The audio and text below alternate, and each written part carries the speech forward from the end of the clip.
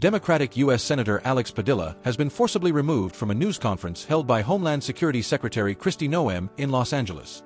Noem was offering the latest figures on immigration enforcement in the area, which has led to nearly a week of protests in the city, to members of the news media when Sen Padilla interrupted and started shouting a question. Once removed from the room, the California senator was handcuffed. Padilla's removal caused condemnation on both sides of the aisle, with fellow senators calling the arrest shocking and a sickening disgrace, and the Trump administration dubbing it disrespectful political theater. "I'm Senator Alex Padilla," he said as he was confronted by authorities. "I have questions for the secretary." Noem, who was speaking about immigration and the protests in LA, continued addressing reporters and law enforcement officers while the senator was ejected from the room. Padilla's office said he was forced to the ground and handcuffed by federal agents when trying to ask the secretary a question, and added that he was not currently being detained. The Department of Homeland Security said Padilla had engaged in disrespectful political theater and that Noem met with the senator after the news briefing.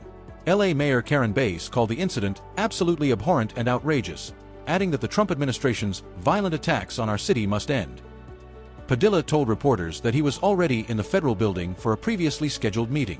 He said he stopped by Noem's news briefing because he and his colleagues have received little to no information in response to several immigration-related queries.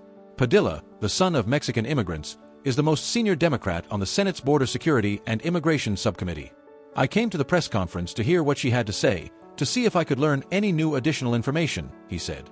If this is how the Department of Homeland Security responds to a senator with a question, you can only imagine what they're doing to farm workers, to cooks, to day laborers out in the Los Angeles community and throughout California and throughout the country. He urged Americans across the country to continue peacefully protesting the Trump administration and its policies. The DHS in a statement said Padilla didn't identify himself and was not wearing the senator's pin on his clothing, so officers thought he was an attacker. Video footage of the incident shows Padilla saying he was a senator as he was being pushed outside the room. California's Governor Gavin Newsom called on Republican congressional leadership to condemn the detaining of Padilla. "If they can handcuff a U.S. senator for asking a question, imagine what they will do to you," Newsom wrote on social media. But the White House accused the California senator of storming the press conference and said he yelled and lunged towards Secretary Noem.